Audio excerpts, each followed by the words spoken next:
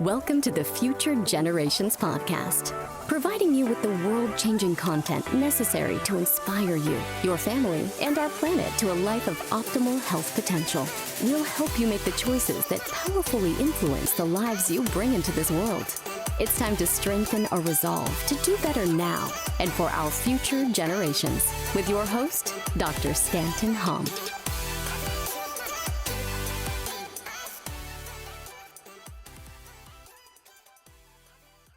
Okay, welcome to the Future Generations Podcast. I'm your host, Dr. Stanton Hom, and I have a very, very special and probably the most unique guest that I think I have. I mean, if you've been following us, if you've been following me, if you've been following Health Freedom for Humanity, there's a very specific trend on practitioners, on a lot of people that have been in the health freedom movement. And I have with me Robert Michael, one of the most blending the worlds of spirituality, law, higher consciousness, natural states of freedom and free people. But Robert, I would love for you to introduce yourself so our audience gets to know you both personally and professionally, and then we'll get going. Awesome.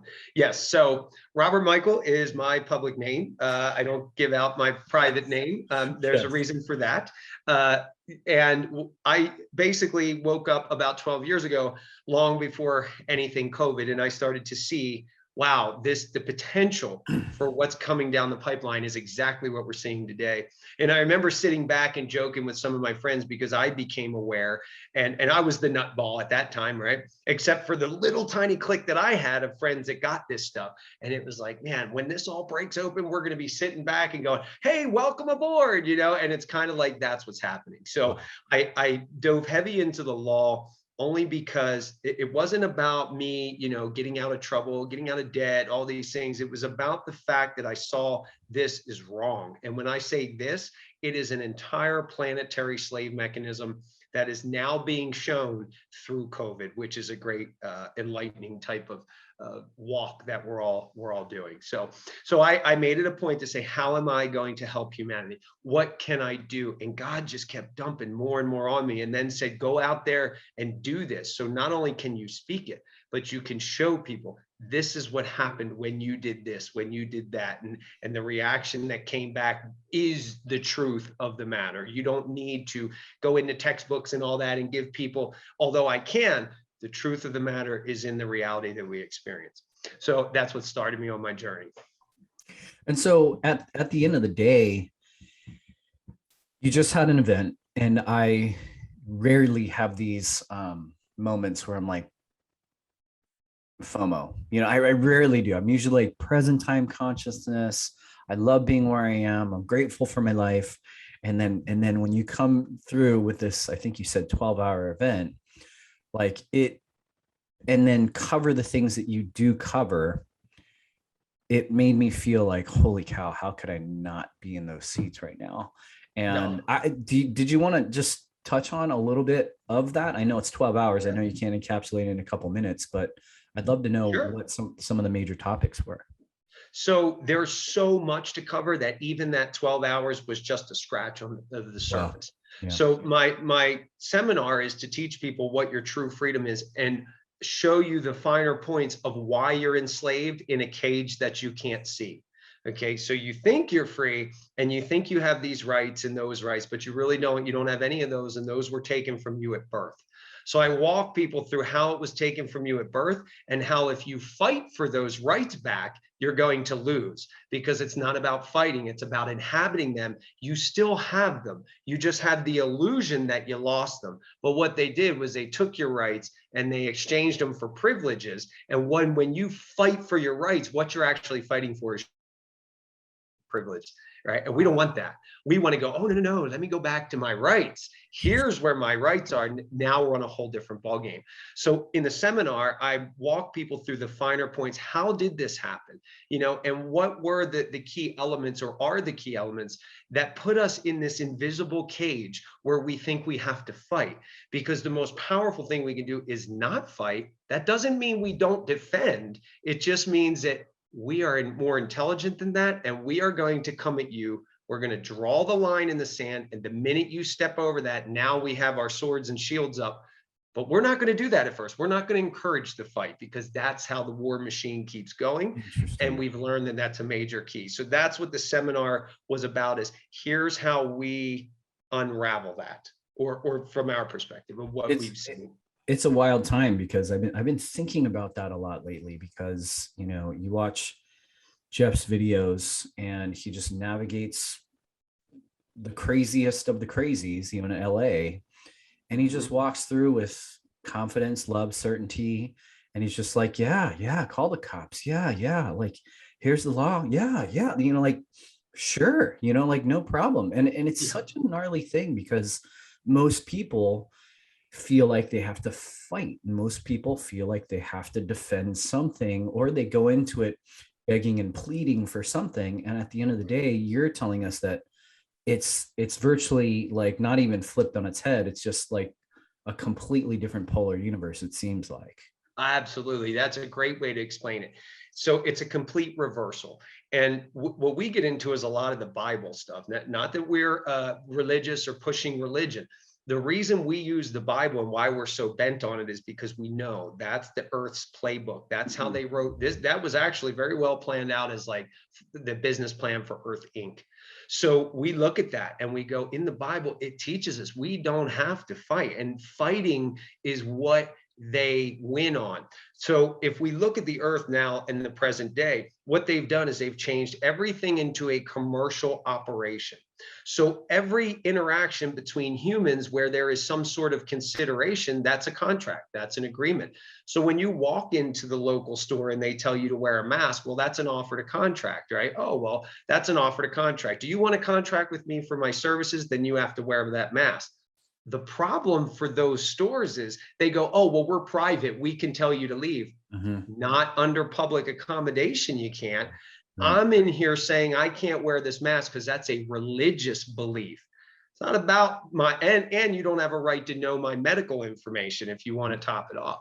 So all I need for you, Mr. Store Guy, is to tell me that you're going to deny me my right, or you're going to deny me services based on my religious beliefs, which is discrimination. And as soon as they do that, oh, let's use legal papers. Here you go. We can come back and we could sue you. You've just been served. So there's no fighting. It's just contractual. I'm going to accept your offer, and then I'm going to counter offer. Here's the contract, which is, you know, basically saying you can't deny me these or we're going to sue you. I mean, so it's knowing how the system works as to why we can be so calm in these situations. Okay. That's awesome. Yeah. I think before we get too far down that road, I'm always interested in how, and essentially how people, what inspires people, you know, is there one or maybe several major influences that have essentially inspired you to do what you do today? Well, my son, number one, you know, having a child in the world says, you know, well, wait a minute, you know, this world has to be straightened out so that these children do not have to suffer this cage that they don't see and this ignorance that's being imposed on them.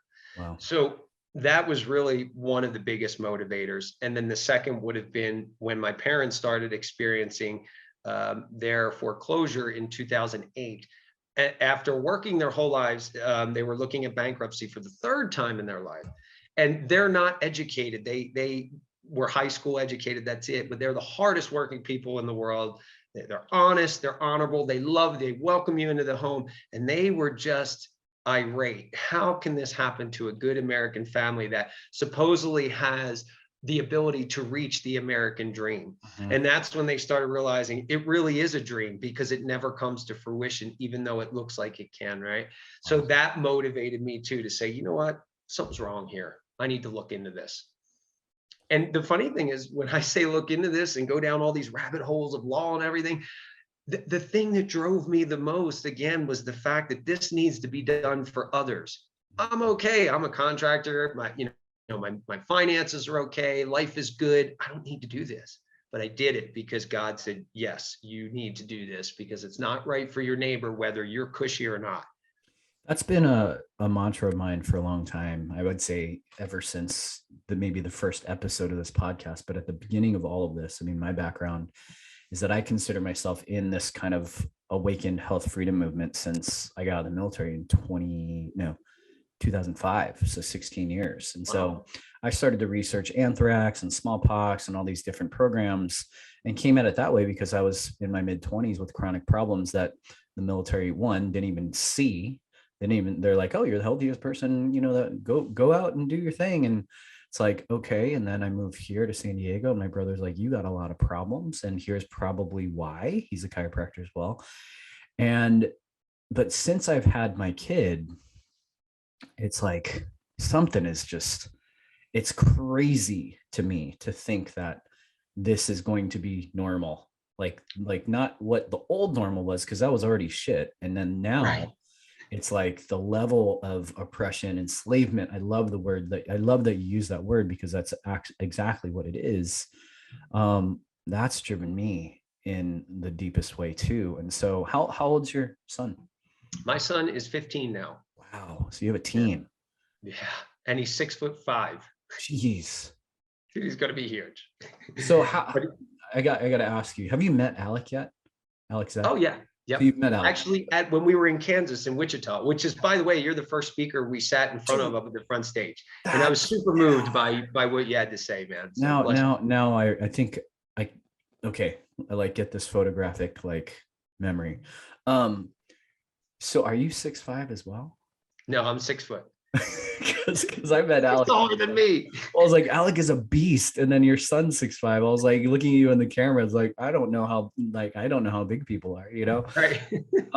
So that must be gnarly having a 15-year-old during this time. Does he get like a lot of this stuff, or is it?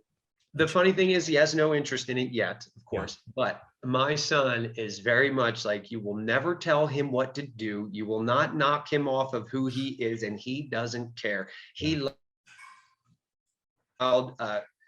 cowboy kid, man, that goes out and plays in the dirt, and you're not going to tell him otherwise. So it's instilled in him. Whether he picks up where I'm at or not, is yet to be seen. I'm not here to force him into that, but I know he will, because he's strong-headed to not do that's like a part of his constitution almost, it sounds like, which is crazy, because it's almost like that's what it is, right? It's almost like a personal spiritual constitution that we all are essentially sovereign beings by just being alive.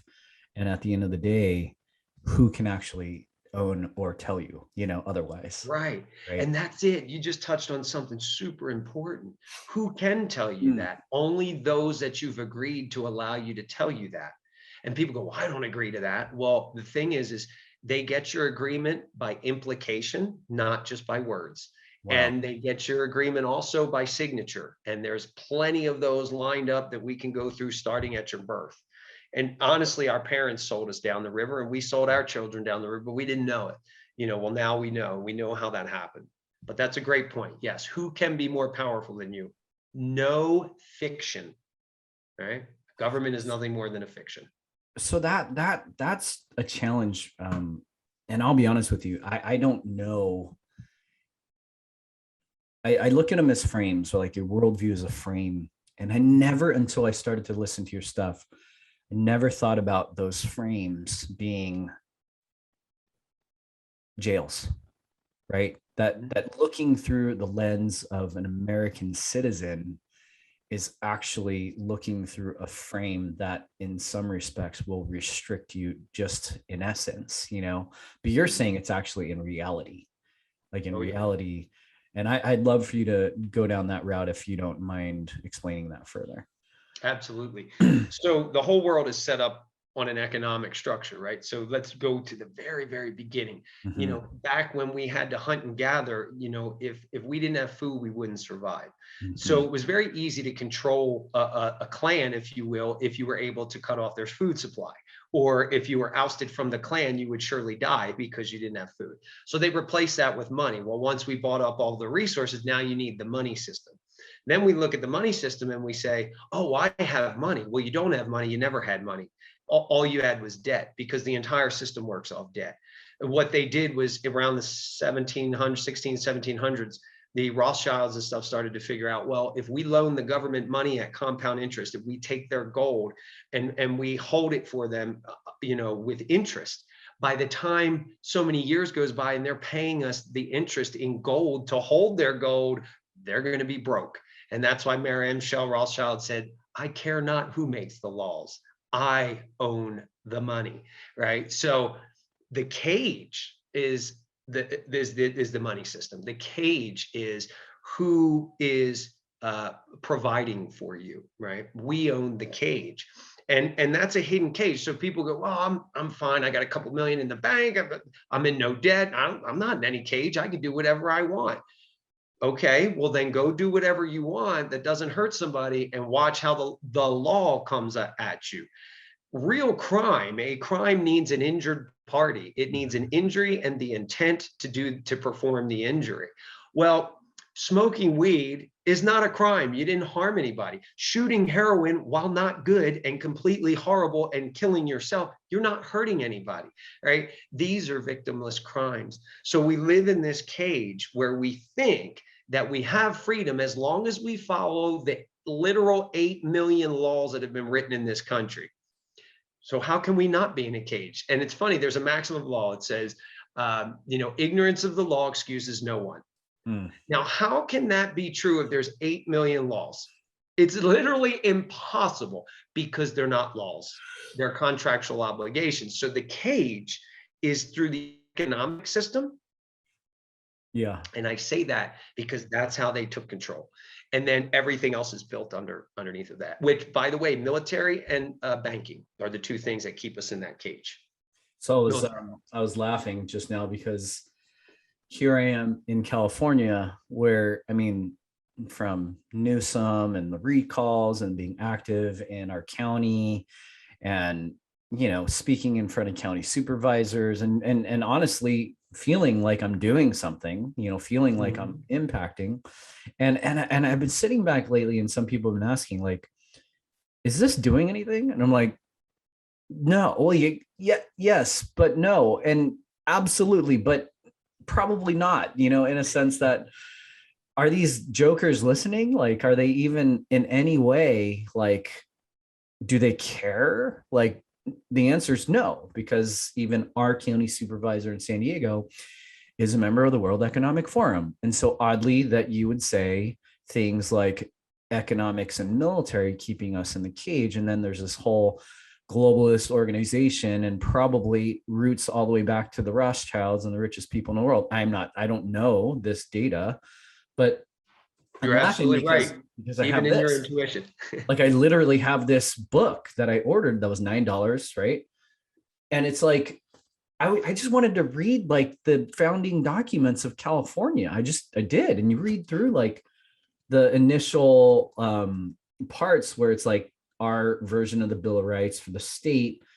And it sounds fantastic. It sounds like, wow, you are really protecting who we are as people.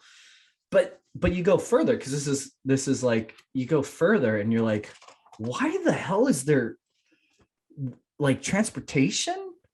And there's like stuff about all sorts of weird stuff that like it doesn't have anything to do with sovereignty. It has to do with the things that you're supposed to like fall in line with. And the beginning few pages and paragraphs say, oh, you're a sovereign being, you're freedom of religion, freedom to assembly, all those things that align with the Bill of Rights. But at the end of the day, like, I'm really curious because I got this and I'm like, I'm not reading that. Like I got past like the parts that say that I'm a free human, but that's still someone else telling me that, and then at the end of the day, there's pages and pages and pages of things that essentially what you're saying are keeping me in alignment, right? Constitutions are not for men and women. They're for the organization that formed the Constitution and who wants to be a part of it.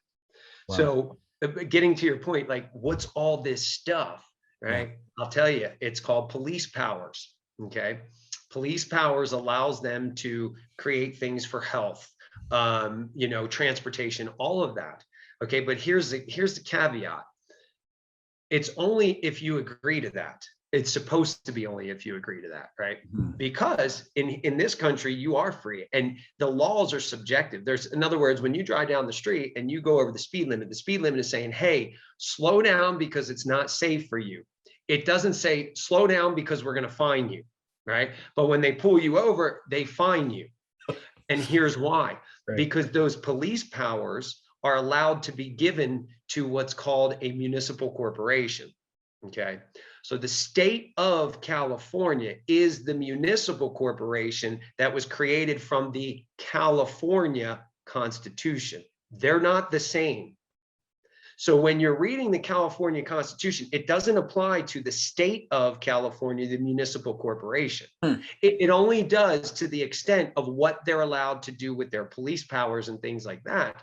And that's where they have to contract with you. Traffic tickets are contracts, tax bills and taxes, they're all contracts. Mm-hmm. So that's why when you're in this and you're voting and you're doing all this stuff and you're thinking you're making a difference, and they're just like, you don't make a difference. Because what you did when you signed up to vote is you became a quote unquote like a constituent, right? You became part of that organization, but that organization is municipal corporation. That's not what's called de jure in law constitutional California. Okay, and they did that from 1789. That's what, like, if you pull up a Dun and Bradstreet report on the state of California, mm-hmm. it'll go back to the origination of the country. That's the start date of the business, or not the country, of the state, rather. That's the start date of the business. Okay, wow. So what we're dealing with here is the belief that we have a right in this constitutional construction, when really we gave all that up for privileges to contract with the municipal corporation.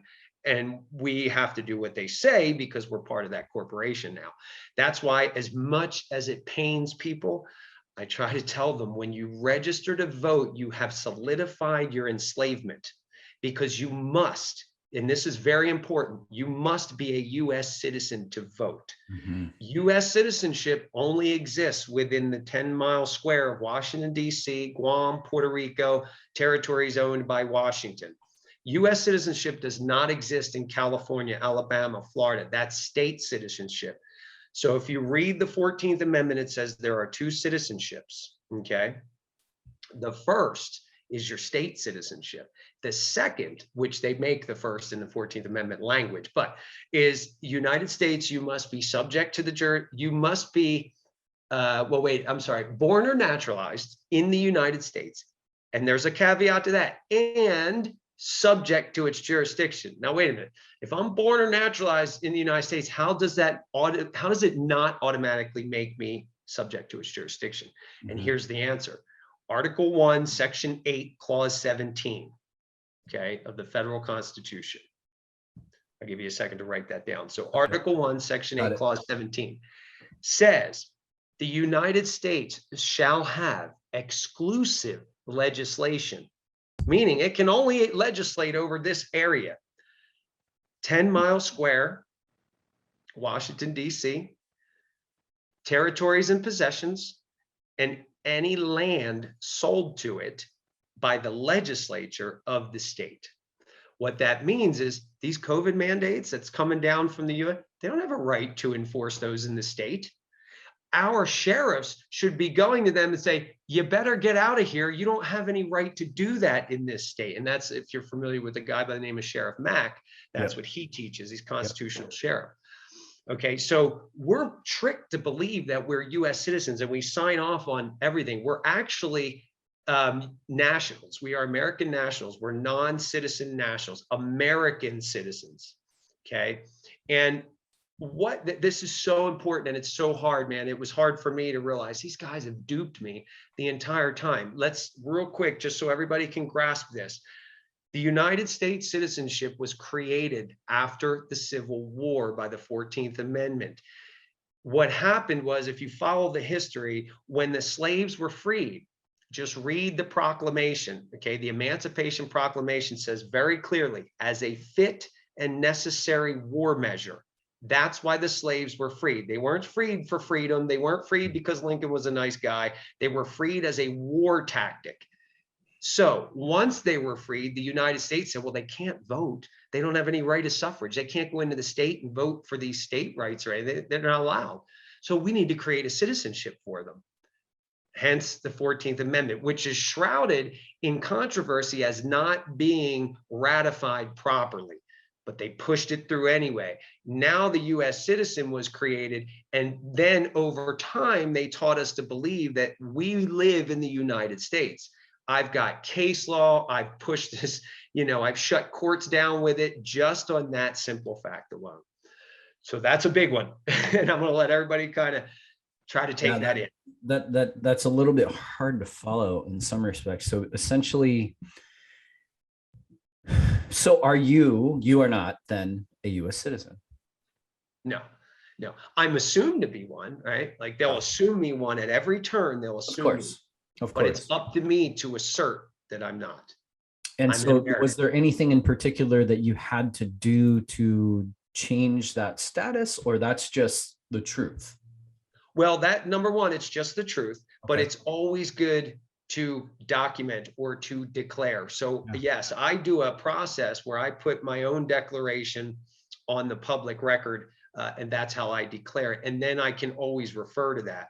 But I have to be on my feet at every second, because any government agent, whether it's IRS, police, FBI, CI, doesn't matter. I have to know who I am in that relationship right off the bat. MVA, who am I? Wait a minute. Are you giving me a benefit that belongs to a United States citizen? Yes or no? Well, yes, you have to be a United States citizen. Whoa, put the brakes on. We got a problem here. You're forcing me into a citizenship that I do not inherently have. The only citizenship I have is by my birth certificate. Does this say United States on it? I'll pull my birth certificate out. No, it does not. It says state of New Jersey, which I can even take that a step further and say that's a municipal corporation. That's not even the real state. So it's about me knowing who I am and how to assert it, but I always put something on the public record first. So maybe we've talked around this already, but what would you say?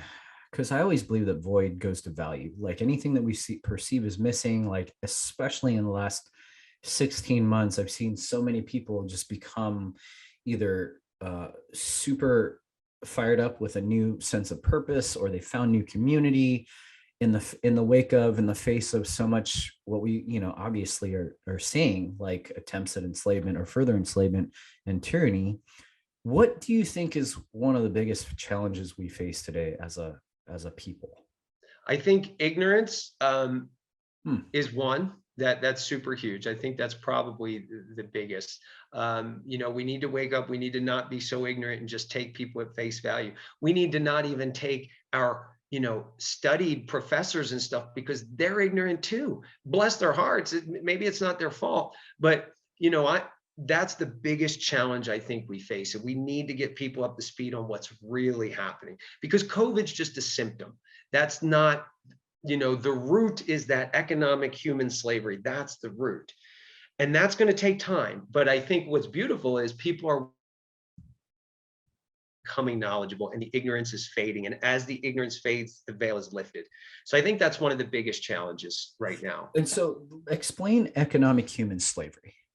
So again, what I've done is been able to pinpoint that when we are born, they are making a deposit into their organization.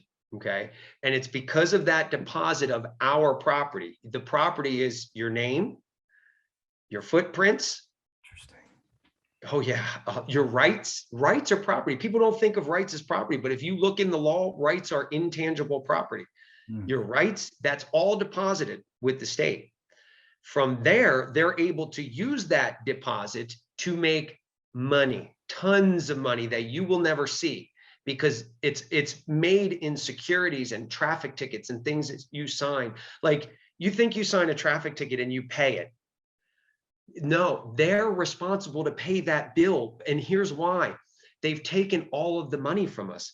Gold and silver, Article 1, Section 10 says gold and silver shall be the only lawful tender in the payment of debts.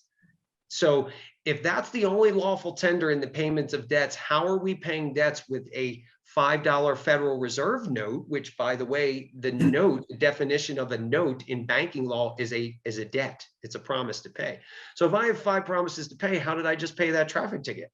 Well, I didn't. I discharged it. They took all the money from us. But the government said, the Supreme Court said, if you're going to take the money from them, you have to give them a remedy, meaning you, government, have to pay the bill. But what they do is the bait and switch. Oh, no, you pay it. You see? So in that sense, we are under the belief that we're in debt if we get a loan from the bank. the truth of the matter is we have credited the bank by our signature to pull the money into reality, give it back to us, and then charge us for it.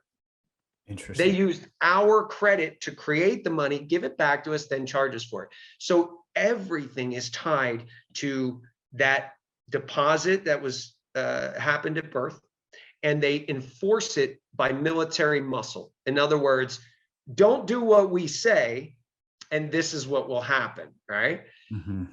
That's an enslavement, and it's done by force. So we're born in all countries. So this is how I equate it. I go, look, anybody in a different country that I'm talking to, do you have social? Were you registered at birth? Yes. Do you have probate in your country? Yes. Same system. Same system. We're all part of this because the Social Security becomes the insurance for the securities that they're creating that we don't even know exist. Like one traffic ticket can make them millions of dollars on the back end when they bundle it up and trade it just like mortgages. That's what they do. So look into the court registry investment system. Okay, they take funds and you always know when they're talking about the hidden stuff when they're like, and other instruments or investments, and they invest in them. Okay, and these are all tied to your Social Security number and that deposit that was made at birth. So in that way, we're all enslaved in the. So I'm this obviously is like mind-blowing. I know. Yeah, it's a mind blow and it's a monster. Like it seems massive, right? It's the beast. Contemplate and navigate. Yep. I'm curious why, and maybe it's just the game, why do some legislators or politicians seem like even exponentially greater tyrants, like they seem like in the system, if we're already enslaved, why is it that Governor Newsom, Cuomo, these people, Biden, like these people are continually trying to enslave us further if we're already driving the system, one, and then two is, who the hell are these other guys, that are supposedly making us more free, and do they actually have any ability or knowledge of the fact that we are running in this essential endless rat race that we don't even know we're in? Great questions. And they're both answered by the same answer, which is they don't know it either. Not to the degree that I know it and people like me, because it's not just me. There's many people around the world who are figuring this out. They don't know it either. Okay. But that is also our ticket to freedom.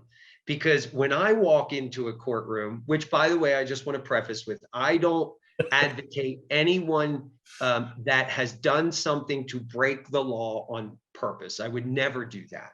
Don't pay your next traffic ticket, Yeah, like to me, yeah, I mean, a traffic ticket, number one, isn't even breaking the law. It's a violation. You didn't hurt anybody. I get it. You shouldn't be stupid, but the state shouldn't be able to rape you for hundreds of dollars and make millions on the back end that you don't even know about. They shouldn't be able to do that. That's crazy even to. So when I walk into a courtroom, the judge is like, uh-oh, because he knows I know more than he does. And when I serve a prosecutor, attorney general, I've served just about everyone in the country at some point. These guys don't know what to do because they look at it and they go, this is not something I've ever looked at before, but it's accurate. So what do I do now? And I've got them in a catch-22 because their ignorance, going back to why I think ignorance is the biggest problem, is also our asset. Okay, their ignorance is our asset, but we have to be smarter and understand how this works because it doesn't matter that they don't understand. Eventually, they're going to knock on a door and someone's going to tell them, you better lay off this guy because he's got you in every bit of the law at the highest levels. And that's where it's super important. These guys, these politicians, they don't know. And a lot of them are attorneys, blessed attorneys, but there's a lot of arrogance there. How could you know the law? You've never been the law. That's the first thing every single attorney I've talked to, and I've probably talked to well over 100 in my years. The first question they ask me, have you been to law school? No. Oh, well, then you don't really know what you're talking about, and we don't need to have this conversation. And I'm like, the hell does that have to do with anything? Like a super healthy person getting hazed by a doctor, Yeah, same exact principle. Gotcha. So I finally had one that came to me, an attorney, and he's been an attorney for 20 some years. And he called me for a consultation and he said, everything you know, I've been checking out with other guys for the past 6 years. He said, you're the only one that has it all cinched up and it's perfect legal sense. And we're not taught any of this. He said, we are not taught this in law school. So it's ignorance. It's ignorance, but that's our asset if we can flip everything around. So tell me about this, because it seems like you're on a pretty inspired and purpose-driven path. Tell me more about the bigger kind of purpose and mission that you find yourself on today. So the bigger purpose and mission is to educate, right? So let's overcome the ignorance, and then to create societies that are free. Now, in order to do that, we must start out with private societies. Okay, because that's a huge thing to understand. And in that sense, when we build these private communities, which by the way, at the House of Marcus, we definitely are doing that. We have private member associations that are starting to connect with us and hook in, and we're actually getting ready to defend one in court, big time here in California, by the way. Wow. From a pretty popular PMA that a lot of people know because the guy's been on videos with other people and stuff. So he just found us at my seminar last weekend and is like, dude, we've got to do this together, you know, so we're getting ready to help defend him. So the bigger purpose is to create private societies outside of government jurisdiction because we know how to do it. Mm-hmm. Once that expands, and it's built on two principles, just what Jesus said. Again, not holy rolling, but think about it. Got it. No, treat your neighbor the way that you want to be treated. You know, treat them as you would treat yourself. If you're not treating yourself well, you're not going to treat your neighbor well. And love God with all your heart, mind, and soul. If humanity follows those two principles, we don't need any other laws. What we need are organizational structures to provide a sustenance and abundance to everyone so that they can focus on what they're here to do, right? They don't have to worry about going out and killing the deer to survive anymore. They don't have to worry about, because it's all taken care of. So the bigger picture is governance, not governments, but governance that governs our resources and is subservient to us and can never reach parity or, you know, a higher authority. That's the bigger picture. So what would these PMAs and these kind of self-governance systems or entities, what would that allow them to do? So when you have something that's private, okay, governments are I mean, maybe today, even just in the context of like what's happening today, you know, like if right. Yeah. So here's how it could work, right? Privacy is hands-off government. They don't have any right to anything private. Mm-hmm. So when we pull it behind the private member association, the PMA, we pull it back behind that veil, it's limitless what we can do. You could have a restaurant down the street, becomes a private member association, puts a sign out front, sorry, not open to the public, come on in and ask about our membership. People come in, they throw up a $2, $3, $4, $5 membership for the year. They can come there and eat whenever they want. There's no masks. There's no vaccination cards needed. There's no nothing, because the government cannot enforce its mandate in that private house, in that private community, but you have to be a member. Again, First Amendment, right to assembly, okay? So you have a right to your religious practice and you have a right to assembly. And that's what House of Marcus is doing. It's House of Marcus Fellowship is a PMA. And we're saying when people come in my house, I'm going to protect you, feed you, clothe you, make you whole as you need to be, as you're asking for, provide for you. And there's no one outside this mechanism that can tell us that we can't do that for our people, with our people, together as one behind our PMA. What is House of Marcus? As long as we're not hurting anybody. What's that? What is House of Marcus, if you don't mind me asking? That's my, well, not my, but that's the PMA I created. Mm-hmm. I use Marcus, M-A-R-K-U-S, because revelations from me came that showed me that that's my lineage. It's tied to my last name, and it's a lineage. And back in the day, we didn't have last names in like the 15th century, 14th, 15th century. We didn't have last names up until that point. They started creating last names as like to differentiate people one from the other. So, you know, it would be son of Fred, right? And so it would be Frederick or whatever would be your last name. But there's like on the end of your name, it would signify whether you were a son or a daughter. You were from the house of. Mm-hmm. So the house is our last names they're not ours. They're lineage names, right? Our names given are first, middle, whatever our parents gave us, but the last name is inherited. So House of Marcus background is because I realized, well, wait, I'm from the lineage of St. Mark. So, oh, what did St. Mark do? And I start looking at it, I'm like, wow, this is interesting. And it's funny because St. Mark is represented by the griffin, the lion with the wings. And in astrology, I was born on the cusp of Leo Virgo, which is lion wings, right? Angel and lion. So that's how we came up with that. But House of Marcus is people come to it. We teach you how to be free, how to be private. And if you join our membership, we support you. We get behind you. We give you solid stuff in the law that if when you issue something, you go, well, this is what happened. They're ignoring it. We go, here's the next step.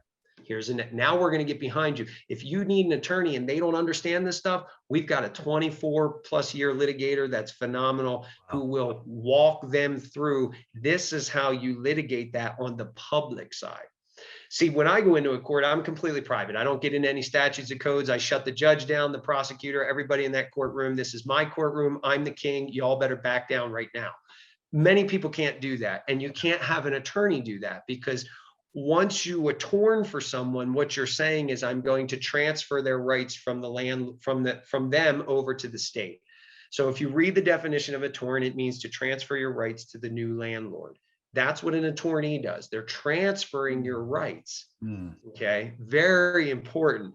So that's why I represent myself. However, I know that everybody can't do that. So all these years, people kept saying, well, how do we still live in the world, but not of it, right? And that's what House of Marcus did. We finally figured out, we developed the system on how we can do that and help people with it. So if you could maybe future pace, like say, maybe before that, PMAs, that could be a business. PMAs could be your home, or is it like it more wouldn't of a have to family be structure? Or I'm curious what so the PMA practical, could be aspect. Yep, can be your business. So for yourself, you would say, okay, I'm deregistering everything. I'm not an LLC. I'm not a corporation. I'm a private association, and people come to me and I heal them, and that's nobody's business but mine and theirs. The government can't stop that. No one can look into that. No one has a right to subpoena my books and records that doesn't have any interest in this membership.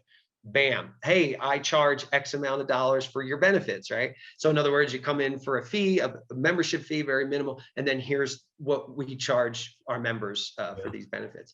So yes, business. Protecting your household is a whole other ball of wax, okay? But I would use anything that I have paid off in full, a car, a house, anything, I would use a private business trust. It's completely different. It's a private business trust called a common law trust that many people on the internet claim to know how to set up, but they really don't. I've seen so many with faulty. So you have to be careful because attorneys aren't taught this. They don't know how to set them up.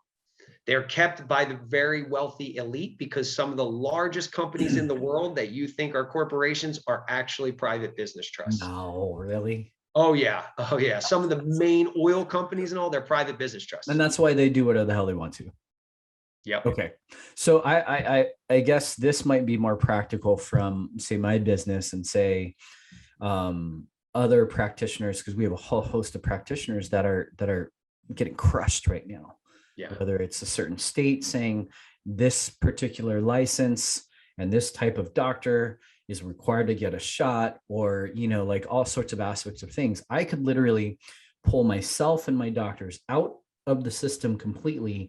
We're a PMA. We're not even licensed by the state anymore. And so go through all the training and this is crazy. This is crazy because. And this past weekend, the guy that we're getting ready to defend his PMA, he's been doing 4 PMAs a day for the past year. He's set up thousands of PMAs that are already ready to hook in and create our own economy, right? Our own, just like you were just saying, what you guys would do if you wanted to, of course, is form your PMA and then hook into an alliance with us so that we can say, because it's not enough to have the PMA and the trust, you have to know how to defend it.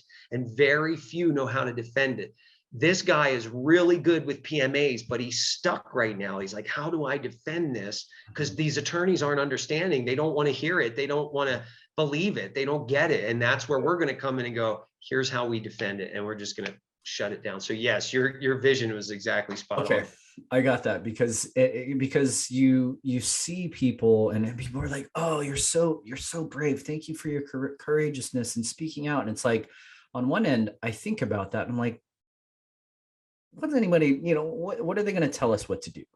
Like, we're sovereign beings, but if we have a contract, then we are subservient to certain laws, AKA staying in the cage. But if you pull yourself out of that cage, then you do whatever the hell you want to, right? Yep. So I guess, and obviously doing, like you said, the two principles, like treat others as you'd like to be treated and love God with all your heart, right? Those were the two that you said, right? Yep. And so at the end of the day, okay, I think this is like really like falling into place for me. Future pace that world for me. That world of the future, yes, is beautiful because there's no more need for fighting, right? There's no more need for competition because we're all working cooperatively. There's no more need that I need to own this, I need to own that, it's mine. It doesn't matter. Yes, you'll be provided for. You have everything you need. What do you need to hold on to this phone for? It's mine, right? Yeah. It all goes away, and we're able to create things that our minds today probably can't even fathom. And that's this shift in this 5,000 year leap that we're just getting ready to go into what they call the age of Aquarius. For 5,000 years, we've been stuck on war because war is what creates control. Mm-hmm. And when we stop warring, we now can move into peace. That's why the hippie movement was so powerful and they crushed it, because peace is the answer. They don't want us to know that. And people go, well, how can I fight with peace? Well, no one said we didn't have to defend ourselves when we claim peace. But what we don't want to do is start throwing stones over into our neighbor's yard. So I picture it like this. The government lives next door. They have a fence. They have rules. Now, if I go in there and say, I want a license with you to cut your lawn, then I have to follow every single thing. I want to vote in your little, in your household to have a say. Got to follow everything. But when I step back over that fence and come over here, now you have to do that with me. Mm-hmm. And so the new world doesn't do that. The new world says we all cooperate. And believe me, man, the structure has been given to me and I've got all this stuff laid out. Not that anybody has to follow it, but I'm like, this is beautiful what this is. Wow. So how I see it is this new structure is going to start to form with people like us and say, no, we're done. We want to live a free life because we love each other and we want to heal each other. We don't want this fight anymore. We don't want addiction. We don't want, food that's not food. And all of a sudden that starts to grow. And eventually the old system starts to shrink because we're pulling our authority from that system. And the beautiful thing about that is that system cannot thrive unless we are signing all of its debts, and paying all of its debts. Yeah. That is not our debt. It's theirs. And then it shrivels and goes away. That's what it looks like. I mean, it's kind of one of those things where you really think about like, what's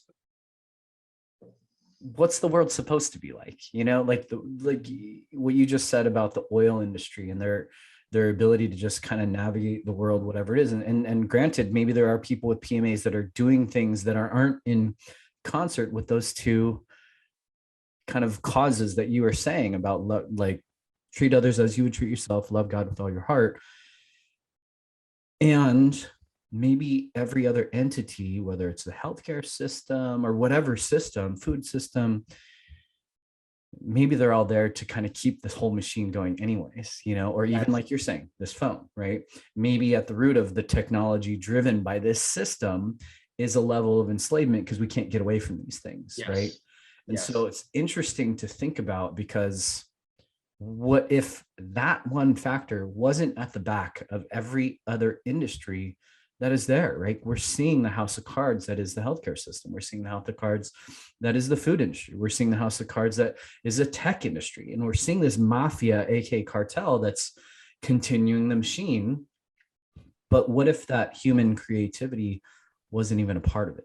Like, what if that factor wasn't there? What if it was actually an industry that was meant to free us versus enslave us? It's wild. That's a beautiful explanation. And vision, because actually I tell people corporations, if you will, organizations, they're not inherently bad.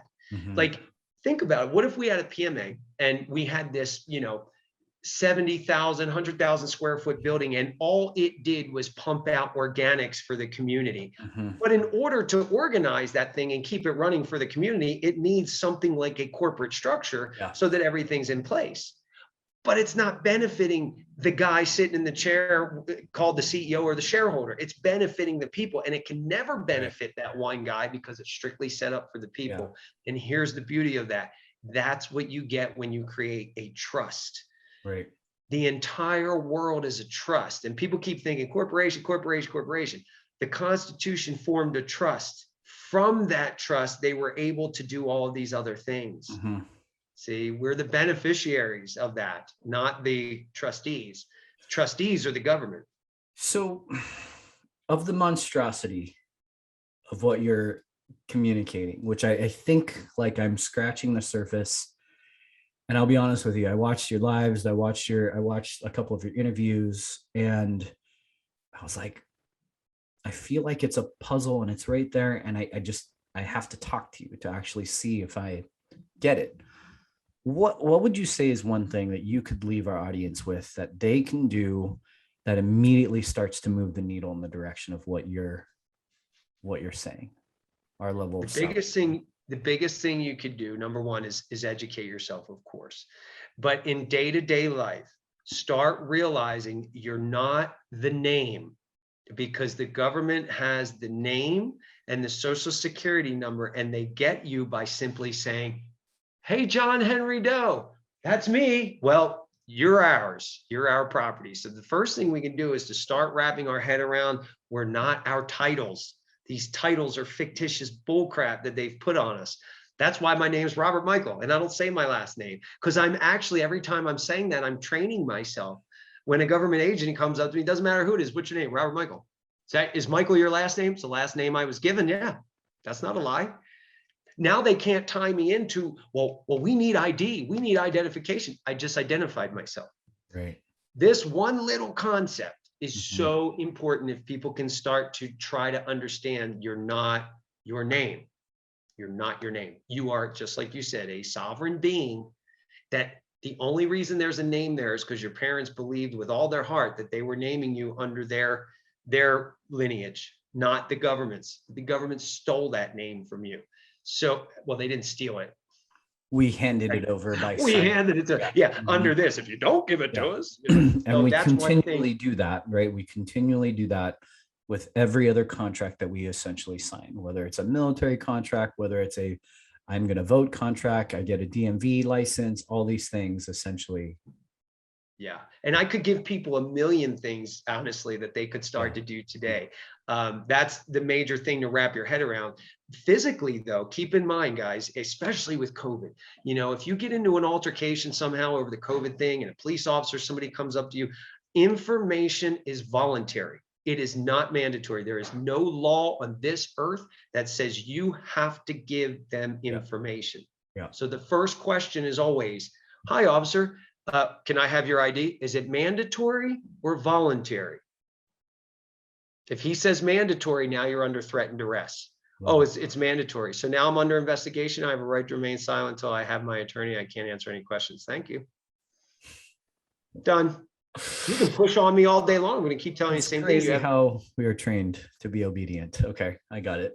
See what I mean? So that's another thing people can actually apply, And so from that small level, like practical application, to the big stuff that actually exists for you in terms of understanding how to structure completely your business differently, like all the things that drive your own personal economics, and maybe free yourself from the external factors and forces that, enslave even your business, are also things that we can learn. How do people stay connected with you? Well, there's houseofmarcus.org. And again, when you go on there, you'll probably see a lot of ties into religious stuff. Doesn't mean we're religious. We're just explaining how this works. No worries. House of Marcus is a PMA. They can come through there. There's a ticketing system that is open to the public. It's not behind our PMA wall. They can send tickets in there. We'll get them and respond within a few days we're beefing up. We're trying to beef up our ticketing support because we're just overwhelmed. But it's taken us probably about 2 or 3 days to get back to people. But that's how they can get a hold of us. Gotcha. That's awesome, man. So this might be a question too forward. Do you pay taxes? Well, let's clear that up. So no, I don't. You don't have to answer the question if you don't want to. I don't pay income tax because I don't have income. That's Definitions, the most important thing. Tax avoidance is legal, tax evasion is not. interesting. Okay.